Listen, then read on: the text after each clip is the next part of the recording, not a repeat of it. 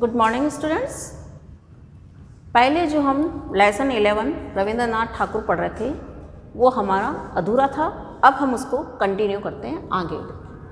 कल हमने वहाँ तक पढ़ा था कि तीनों एक एक करके चल बसे, यानी कि कल तक का जो लेसन था उसके अंदर उनकी पत्नी, उनकी बेटी और उनके पिताजी भी चल बसे। यह उनके लिए बहुत बड़ा गहरा सदमा था। इस सदमे को बर्दाश्त करते हुए वो अपने कर्तव्य को भी निभाते रहे। दोनों से कवि पारिवारिक कर्तव्य तो निभाते रहे। अब देखिए, कवि अपने परिवार के जो कर्तव्य थे उनको भी निभाते तो रहे, शौक उनके अंदर था। लेकिन बच्चों, अगर हम शौक में ही डूबे रहेंगे, तो अगर कर्तव्य नहीं करेंगे तो हम कैसे सक्सेस होंगे। तो जीवन में आए तो हमें सब चीज़ सहन करनी पड़ेगी। जीवन में सुख भी आता है, दुख भी आता है। क्यों? क्योंकि चक्रवत परिवर्तनते सुखानी च दुखानी च।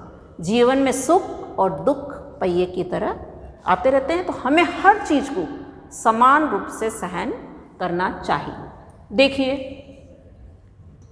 पर परिवार से बंधे नहीं रहे, अपने कर्तव्य तो निभाते रहे, लेकिन परिवार से बंधे नहीं रहे कि अब मेरे परिवार में ऐसा शौक आ गया तो अब मैं क्या करूं। उन्हें प्रेम, देश प्रेम उन्हें परिवार से बाहर भी ले गया। देश प्रेम सबसे पहला कर्तव्य समझते, देश प्रेम, यानी देश से उनका बड़ा लगाव था, तो देश प्रेम उन्हें परिवार से बाहर ले गया। स्वदेशी आंदोलन, बंगभंग विरोधी आंदोलन और राष्ट्रीय शिक्षा के आंदोलन में उन्होंने नेता का काम संभाला, अग्रणी रहे, अगुआ रहे। अनेक आंदोलन हुए हमारे देश में, महात्मा गांधी ने भी अनेक आंदोलन चलाए। तो बंग भंग आंदोलन, स्वदेशी आंदोलन, विरोधी आंदोलन, अनेक आंदोलन, राष्ट्रीय शिक्षा के संबंधित जो आंदोलन थे उनमें भी उन्होंने नेता की भूमिका निभाई। फिर भी शैक्षणिक सामाजिक कामों के कारण उन्होंने अपने साहित्यिक यश में कभी कोई रुकावट नहीं आने। इनमें भी अपने परिवार के प्रति भी जिम्मेदारी निभाई और आंदोलन में भी अगुआ रहे। उसके बाद भी उन्होंने इन चीज़ों को, साहित्यिक और सामाजिक कामों में कभी भी रुकावट नहीं आने दी, यानी सबको समान दृष्टि से लेकर चलते थे।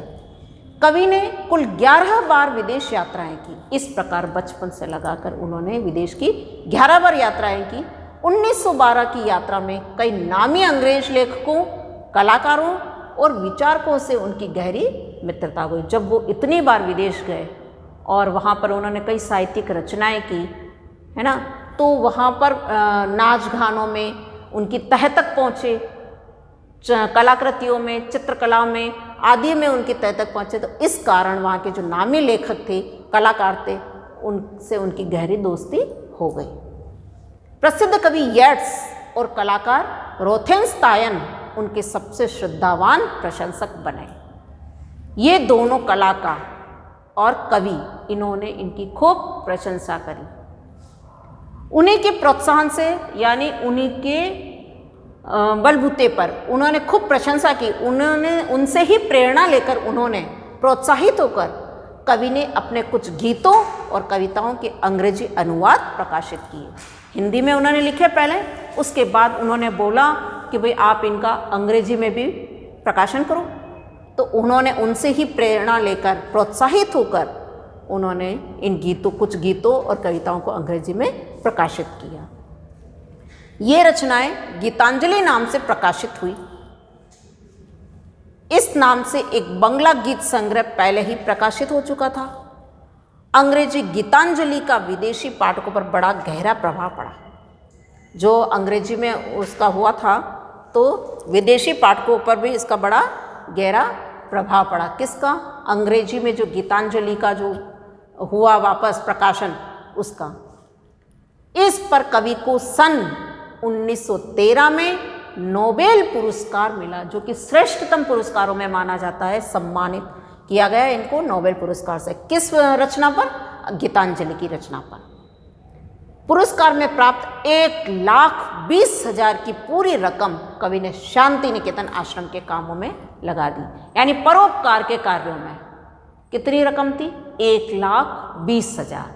वो पूरी रकम कवि ने, रविंद्रनाथ ठाकुर ने किस में लगा दी? अपने शांति निकेतन आश्रम में। एक ग्रामीण सहकारी बैंक भी खोला गया ताकि देहातियों का उपकार हो और उन्हें सस्ते ब्याज पर ऋण मिल सके। अब देखिए, उन्होंने वहाँ पर एक ग्रामीण सहकारी बैंक भी खोला, जिससे क्या होगा, देहातियों का उपकार यानी देहातियों का भला हो सके और सस्ते ऋण पर उनको ब्याज मिल सके। ठीक है।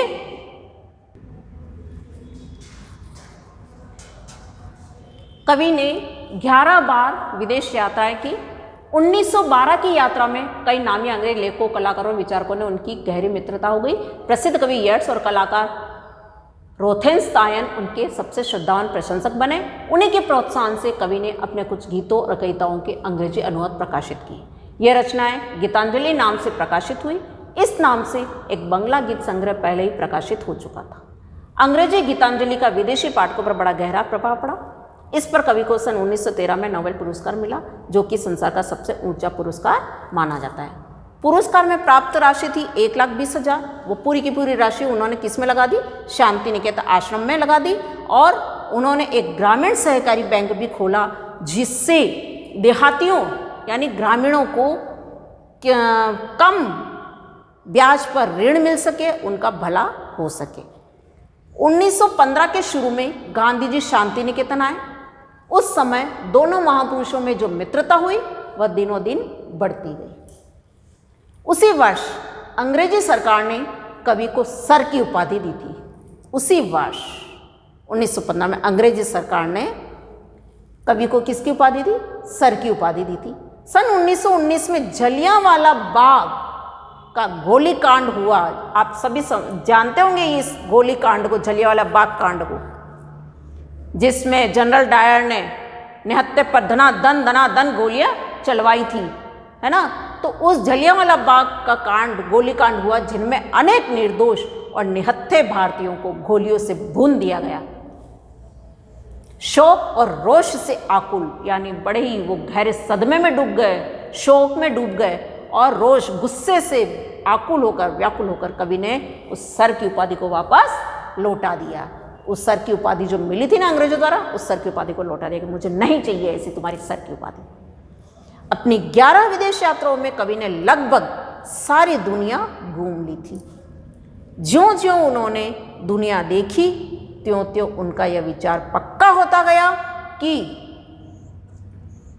सभी देशों की जनता में मित्रता और प्रेम भावना के आदान प्रदान के बिना संसार में सुख शांति की आशा करना व्यर्थ है। जो उन्होंने दुनिया देखी, तब उनको इस बात पर विश्वास होता गया कि सभी देशों की जनता में, हमारा भारत देश ही नहीं, अब वो विलायत भी गए थे, तो विलायत में भी क्या हुआ, कलाकारों से, कवि से, लेखकों से मिले, उनकी मित्रता हुई, तभी बात आगे बढ़ी। तो बच्चों, कहने का तात्पर्य ये है कि इंसान को इंसान से प्रेम करना चाहिए, हमें मित्रता का हाथ बढ़ाना चाहिए, अपने में गुरूर बना के नहीं रहना चाहिए। क्यों? उन्होंने दुनिया देखी तो उनको यही लेगा कि सभी देशों की जनता में मित्रता और प्रेम भावना के आदान प्रदान, एक दूसरे, आप भी हमसे प्रेम करो, हम भी आपसे प्रेम करें, तो आदान प्रदान के बिना संसार में सुख शांति संभव नहीं है। जब जलियांवाला बाग हत्याकांड हुआ, गोलीकांड हुआ, उस गोलीकांड के बिना क्या हुआ, वो रोष में आ गए और पहले खुश थे, तो फिर क्या हुआ, अशांति पैदा हो गई, व्याकुल हो गए, वो परेशान हो गए थे, उन्होंने सर की उपाधि में लौटा दी। और जहाँ प्रेम मोहब्बत होती है वहाँ सब कुछ सुख शांति संभव है। उसी आदर्श पर उन्होंने शांति निकेतन में सन 1921 में विश्व भारती विश्वविद्यालय की स्थापना की। उस शांति निकेतन में जो आश्रम था ना, उसी में 1921 में उन्होंने विश्व भारती विश्वविद्यालय की स्थापना की। इसका आदर्श वाक्य यत्र विश्वम्भवत्येक नीड़म रखा गया। यत्र विश्वम्भवत्येक नीड़म, इसका अर्थ हुआ जहां सारा संसार एक ही घोंसला बन जाए। हम सब इस संसार रूपी घोंसले के पक्षी हैं, जो दिन भर अपने कार्यों में लगे रहते हैं और रात आते वापस उस घोंसले में सो जाते हैं, उस घोंसले में समा जाते हैं। यानी पूरा संसार क्या है, हमारा घोंसले के समान है, घर है पूरा संसार। अयम निज परोवेति गणना लघु चेतसाम उदार चरिता नाम तो वसुधैव कुटुंबकम। समस्त पृथ्वी को अपने परिवार के समान मानना चाहिए, विश्व का कल्याण हो, है ना, ये भावना रखनी चाहिए। गुरुदेव रविंद्रनाथ कर्म का मंत्र लेकर पैदा हुए थे, जीवन भर कर्म में ही लगे रहे। अब रविंद्रनाथ जी शुरू से उनके दिमाग में एक ही बात है कि कर्म करते रहो, फल की इच्छा न करो, है ना।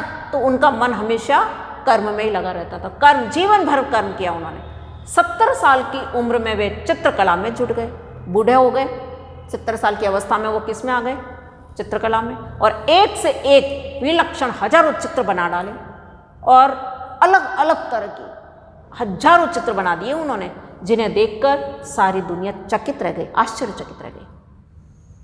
पूरी दुनिया ने कवि की प्रतिभा का लोहा मान लिया था। ये क्या है? आपका मुहावरा कि पूरी दुनिया ने, है ना, लोहा मानना मतलब पराजय स्वीकार कर ली थी। एक से एक बढ़कर चित्र हुए और उनके चित्रों को देखकर इतने आश्चर्यचकित हुए कि पूरी दुनिया उनके सामने पराजित हो गई कि वाकई में रविंद्रनाथ ठाकुर बहुत ही महान व्यक्ति है, बहुत ही बड़े व्यक्ति हैं, इनके सामने हम कुछ भी नहीं। बंगाल की जनता तो इन पर जीत जान से निछावर थी, क्योंकि वो बंगाल के रहने वाले थे। उनके पुश्तैनी मकान ही कहाँ था? बंगाल, उत्तर कोलकाता में। तो पूरी बंगाल की जनता उनके ऊपर न्योछावर थी, वारी जाते थे। उन्होंने बड़ी धूमधाम से उनकी 70वीं वर्षगांठ मनाई, जब उन्होंने 70 साल की उम्र में विलक्षण चित्र बनाए चित्रकला के, और पूरी दुनिया उनके सामने लोहा मानने लग गई और पूरी बंगाल की जनता उनकी 70वीं वर्षगांठ बड़े ही धूमधाम से मनाने लगी। 7 अगस्त 1941 को राखी के दिन, रक्षाबंधन कब आती है? सबको अच्छे से मालूम होगा, श्रावण मास की पूर्णिमा को। तो 7 अगस्त 1941 को राखी के दिन कवि ने अपनी आंखें मूंद ली थी।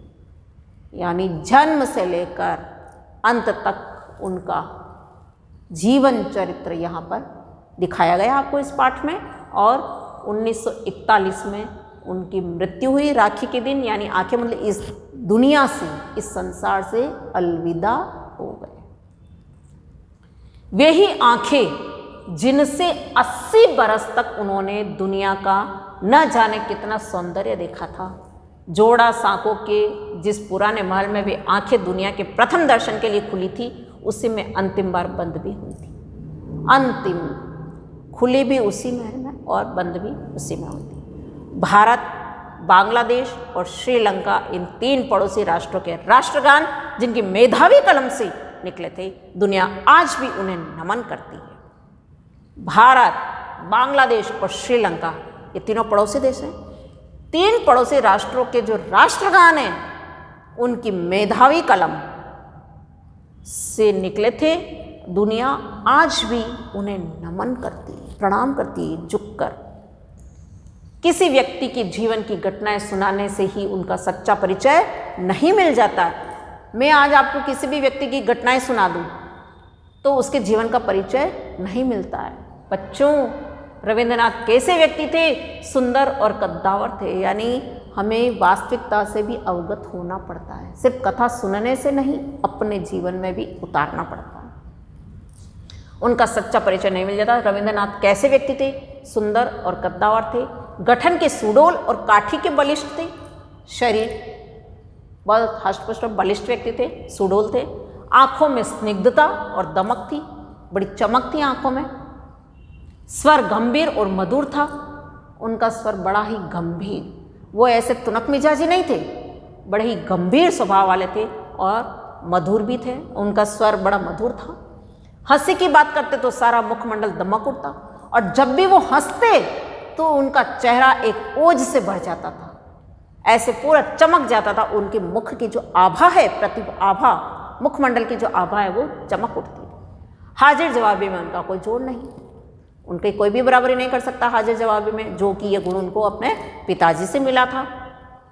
गुरुदेव जब तन्मय होकर कुछ लिखने बैठते तो ऐसा लगता मानो किसी और ही दुनिया में पहुंच गए हो।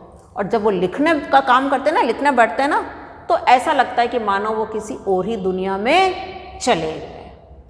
नहाना, धोना, खाना पीना, यहाँ तक कि सोना भी भूल जाते थे। उस समय उनके वफादार नौकर के सिवा किसी को भी पास जाने का साहस नहीं होता। जब वे तन्मय होकर, लीन होकर काम करते थे, तब उनके पास उनके सिर्फ जो वफादार नौकर होता सिर्फ वही जा सकता था। इसके अलावा कोई भी उनको परेशान नहीं कर सकता था, यानी दखलंदाजी नहीं दे सकता था।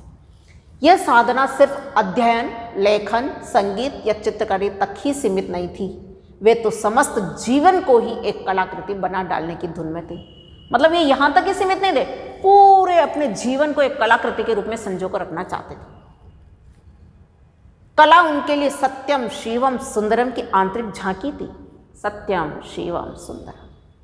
उन्हें जनता के प्रति जो अगाध प्रेम था, अगाध बहुत गहरा जो प्रेम था, उसके दर्शन उनकी रचनाओं में ही नहीं बल्कि उनके जीवन के प्रत्येक कार्यकलाप में होते थे।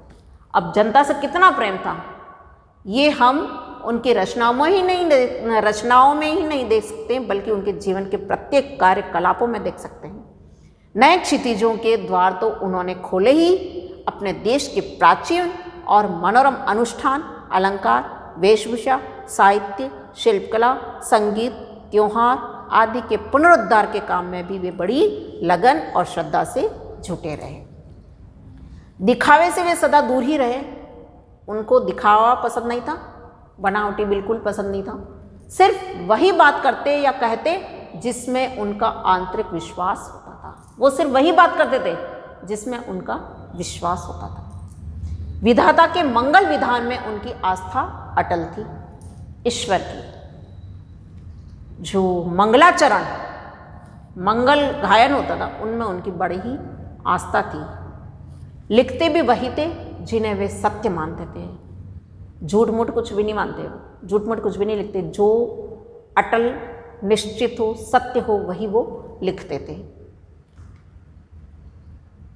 जिन्हें वे सत्य मानते थे। जब कभी उन्हें लगता कि मेरा मत ठीक नहीं है, बिना संकोच के अपने भूल सुधार लेते।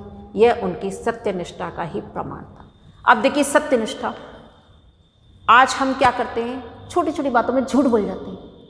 बच्चों, अगर हमसे कोई गलती हो जाती है तो हमें क्या करना चाहिए, स्वीकार कर लेना चाहिए उसको। उस गलती को यदि हम स्वीकार कर लेते हैं तो शायद हमारे जो आपका जो दंड होता है, चाहे किसी के भी द्वारा हो, सजा होती, वो आपकी माफ़ हो जाती है और सामने वाले पे प्रभाव भी पड़ता है कि आप झूठ नहीं बोलते हो, आपने अपनी गलती को एक्सेप्ट की है, आप सत्य बोल रहे हो।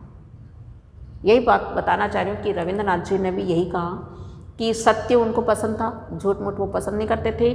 तो जो वो लिखते, जो करते थे, जो बताते थे, वही वो लिखते थे। उनका मानना था अगर गलती से भी उनसे कोई भूल हो जाती थी तो वो उस गलती को सुधारने में बिल्कुल भी भूल नहीं करते थे। यही तो उनकी सत्यनिष्ठा का प्रमाण है कि वो सच बोलते थे। बच्चों से उन्हें बहुत प्रेम था। और हमारे एक महान पुरुष और थे जिनको तो बच्चों से बहुत ही ज़्यादा, उनको तो नाम से ही हम क्या बुलाते हैं, चाचा नेहरू, जो हमने संस्कृत में चैप्टर पढ़ा था। इनको भी बच्चों से बहुत प्रेम था। बच्चों को वे प्यार ही नहीं करते थे, उन पर विश्वास भी करते। सिर्फ प्यार करना ही नहीं, उन पर विश्वास भी करना और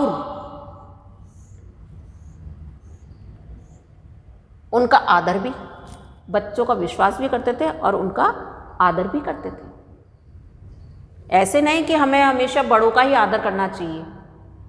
बच्चों, आप इस बात को अच्छे से समझ लो कि हमेशा हम जो देते हैं वही चीज़ हमारे पास लौट कर आती है। हम अगर किसी का तिरस्कार करेंगे तो सामने वाला हमारा तिरस्कार करेगा।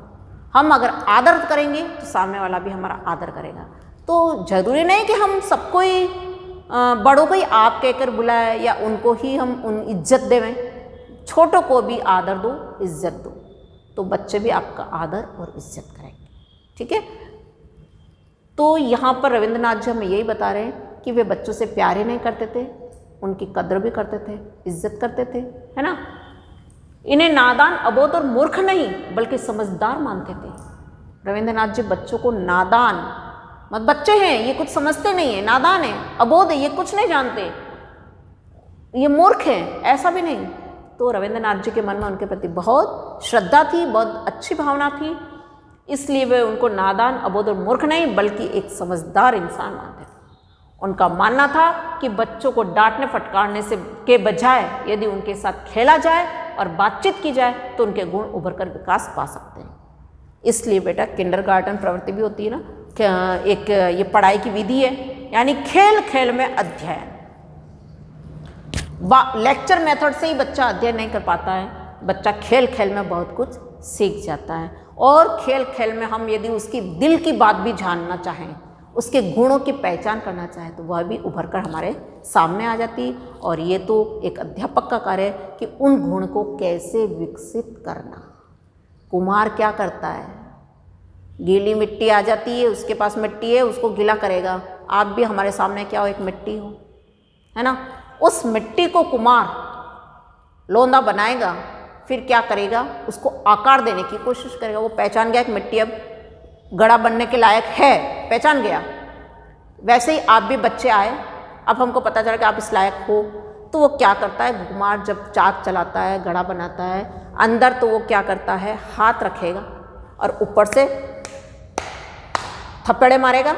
यानी कि अंदर से तो वो क्या सॉफ्ट कॉर्नर रखेगा और ऊपर से वो मारेगा, जिससे वो सुंदर घड़े का आकार बन जाता है। तो बच्चों, यदि हमने भी कभी आपके अगर चांटा भी लगा दिया, डांट भी दिया, कुछ भी दिया, इसके प्रति, इसके पीछे यही भावना रहती है कि हमारा बच्चा अच्छा बन जाए। ठीक है ना। अगर बच्चा आप अच्छे बन जाओगे, बड़े बन जाओगे, तो क्या हमें भी खुशी मिलती है कि हमारा बच्चा, हमारा दी गई विद्या हाँ आज सफल हो गई, है ना। तो हमने अंदर से तो प्यार किया, ऊपर से आपको थप्पड़े मारे।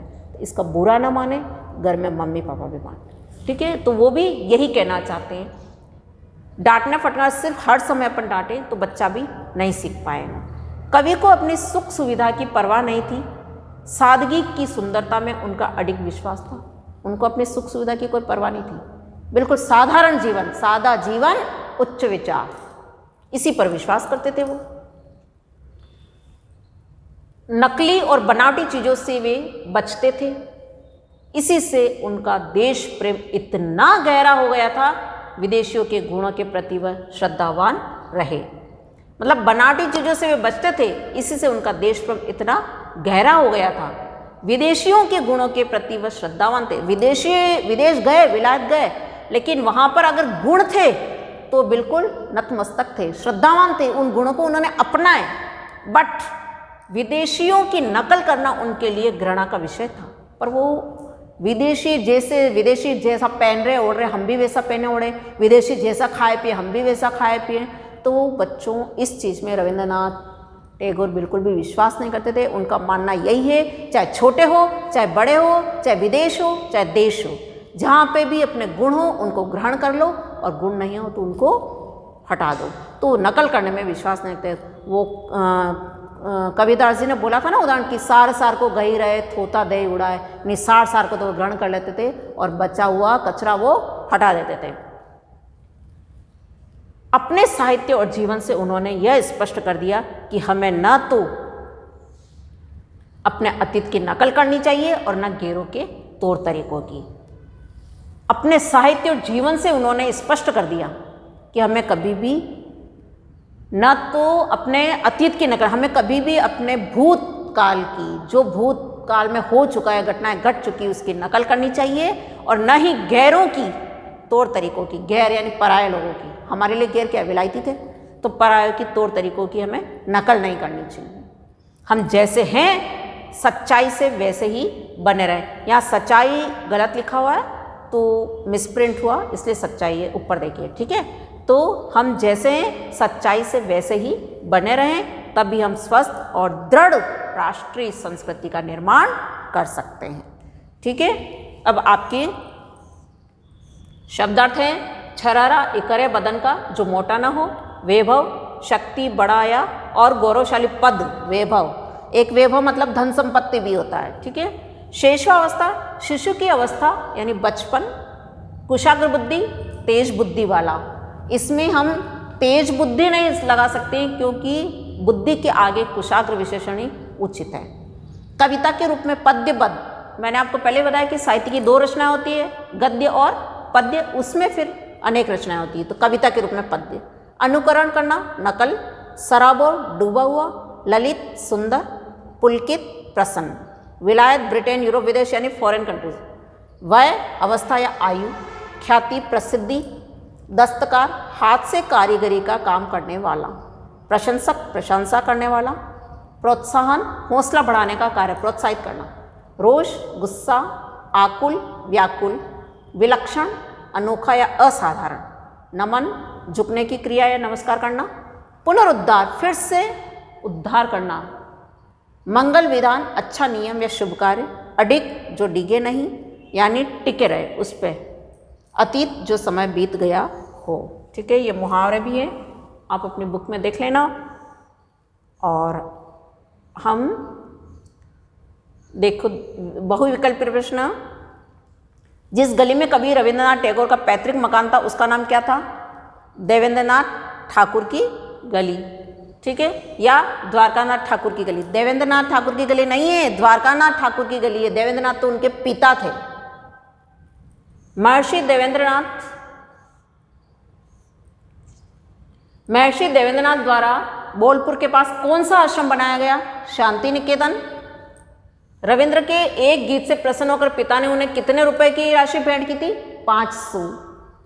कवि रविंद्रनाथ द्वारा विदेश से लिखे पत्र किस नाम से छपे थे? यूरोप प्रवासी पत्र। बच्चों के लिए गुरुदेव रविंद्रनाथ ने कौन सा उपन्यास लिखा था? राजर्षि। अच्छा, राइट रॉन्ग भी देख लेते हैं। रविंद्रनाथ के दादा द्वारकानाथ ठाकुर प्रिंस यानी राजा कहलाते थे, बिल्कुल सही है। रविंद्रनाथ कुशल अभिनेता भी थे, राइट। कवि ने अपने जीवन काल में किसी गीत नाट्य की रचना नहीं की, उन्होंने तो खूब सारे गीत नाट्य की रचना की थी, तो ये रॉन्ग है। विश्व भारती विश्वविद्यालय की स्थापना सन 1901 में की गई थी, गलत। अंग्रेजी गीतांजलि का विदेशी पाठकों पर कोई प्रभाव नहीं पड़ा है, तो गलत है ये। कवि ने कुल 11 बार विदेश यात्राएं की, राइट है ना। विलोम शब्द, पराजय, जय या फिर विजय, प्रकट, गुप्त, गहरा, हल्का या उथला, मधुर, कटु, प्रत्यक्ष, अप्रत्यक्ष या फिर परोक्ष, निर्दोष और दोषी। निर्दोष का क्या हुआ? दोषी। ठीक है, तो आपको जो भी वर्क दिया जाता है बच्चों, आप प्रॉपर अपनी कॉपी में करेंगे और जो दिया जाएगा वही करेंगे। अगर आपके बहुविकल्पी पे लिखा जाए कि बुक में, तो आपको बुक में ही टिक करना है। ठीक है, थैंक यू।